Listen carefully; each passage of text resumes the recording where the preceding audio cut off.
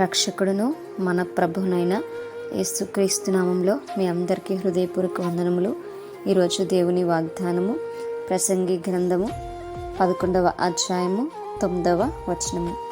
యవనుడా, నీ యవనం మందు సంతోషపడము, నీ యవన కాలమందు నీ హృదయము సంతుష్టిగా ఉండనిము. నీ కోరిక చొప్పునను నీ దృష్టి యొక్క ఇష్టము చొప్పునను ప్రవర్తింపుము. అయితే వీటన్నిటిని బట్టి దేవుడు నిన్ను తీర్పులోనికి తెచ్చినని జ్ఞాపకం ఉంచుకొనుము. హల్లెలూయా. మరి యవన ప్రాయము ఎంతో శ్రేష్టమైనటువంటి ప్రాయం కదండి. మరి యవన ప్రాయంలో అనేకమైనటువంటి మరి ఆపదలు లేదా అనేకమైనటువంటి శోధనలు వస్తూ ఉంటాయి.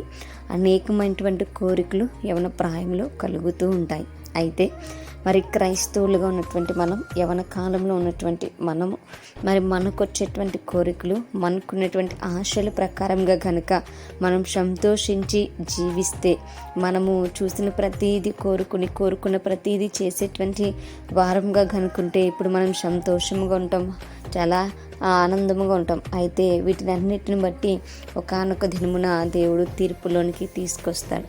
మరి ఆ రోజున మనం చేసిన ప్రతి పాపమునకు, మనం సంతోషించిన ప్రతి సంతోషమునకు కూడా అక్కడ తీర్పు అనేది మరి దేవుడు తీరుస్తాడు అనేటువంటి విషయం ఇక్కడ ప్రసంగి తెలియచేస్తున్నాడు.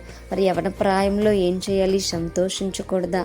యవన ప్రాయంలో మరి ఆనందించకూడదా అంటే, మనం యవన ప్రాయంలో సంతోషించవచ్చు, ఆనందించవచ్చు, బహుగా మరి ఏం చేయొచ్చు అంటే చాలా సంతోషంగా ఉండొచ్చు. ఎలాగా అంటే దేవుని యొక్క వాక్యమందు మనం సంతోషించేటువంటి వారముగా ఉండాలి.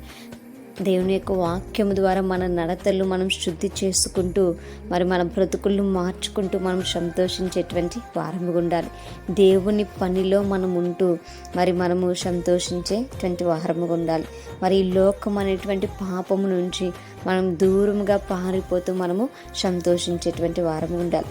అలాంటి విషయాల్లో కనుక మనం సంతోషించగలిగితే, మనము దేవుని పైన ఆధారపడి మరి దేవుణ్ణి స్తుతిస్తూ సంతోషించగలిగితే, ఆ రోజు మరి తీర్పు దినమున దేవుడు మనల్ని జ్ఞాపకం చేసుకుని ఆ తీర్పు నుంచి మనల్ని నిత్య జీవనంకు నడిపించేటువంటి వాడుగా ఉంటారు. కాబట్టి యవన ప్రాయంలో మరి మనము మన ఇష్టానుసారంగా మన కోరికలు చొప్పున మనము గనుక సంతోషిస్తే ఖచ్చితంగా మనం తీర్పులోనికి వెళ్తాం.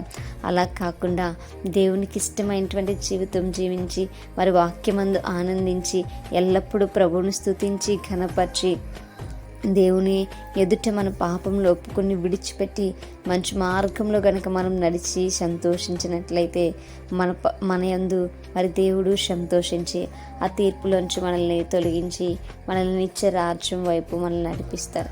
కాబట్టి ఏ సంతోషం కావాలో మనమే జ్ఞాపకం చేసుకోవాలి. ఏ సంతోషం మనం పొందుకుంటే తర్వాత మరి ఎలాంటి రోజులు వస్తాయో కూడా ముందే మనకు తెలుసు కనుక మనం జాగ్రత్త పడగా, మనం దేవుని యందు మాత్రమే అతిశయించి మన స్వచిత్తాలు లేదా మన సొంత కార్యాలు లేదా మన సొంత స్వలాభం కోసం లేదా మన యొక్క శరీర ఆశల కోసం సంతోషించేటువంటి వారంగా కాకుండా, జీవించే వారంగా కాకుండా వాక్యానుసారంగా జీవించేటువంటి వారంగా ఉందాం. అటువంటి కృప దేవుడు మనందరికీ కూడా అనుగ్రహించునుగాక. ప్రార్థించుకుందాం. పరిశుద్ధుడా, మహాగణుడా, మీకు వందనాలు. సర్వాధిపతి అయినటువంటి మా దేవ, మీకు స్తోత్రాలు. ప్రభువా, మీరే నా తండ్రి మాకు ఇచ్చిన వాక్యం బట్టి వందనాలు. యవన ప్రాయంలో నా తండ్రి లోకాన్ని బట్టి సంతోషించే వారముగా కాకుండా ఉండనట్లు వాక్యంను బట్టి సంతోషించేటువంటి వారముగా, నీ సన్నిధిని బట్టి ప్రభువా సంతోషించేటువంటి బిడ్డలుగా మేమందరూ ఉండుకొని సహాయం దయచేయమని ప్రార్థన దయచేసి మీ పాద సన్నిధిని చేర్చుకోమని యేసయ్య అతి పరిశుద్ధ నామములో అతి మిక్కిలి వినయముగా బ్రతిమలాడి వేడుకొని పొంది ఉంచిన మా ప్రియపరలోకపు మా కన్న తండ్రి. ఆమేన్. Praise the Lord everyone. May God bless you all.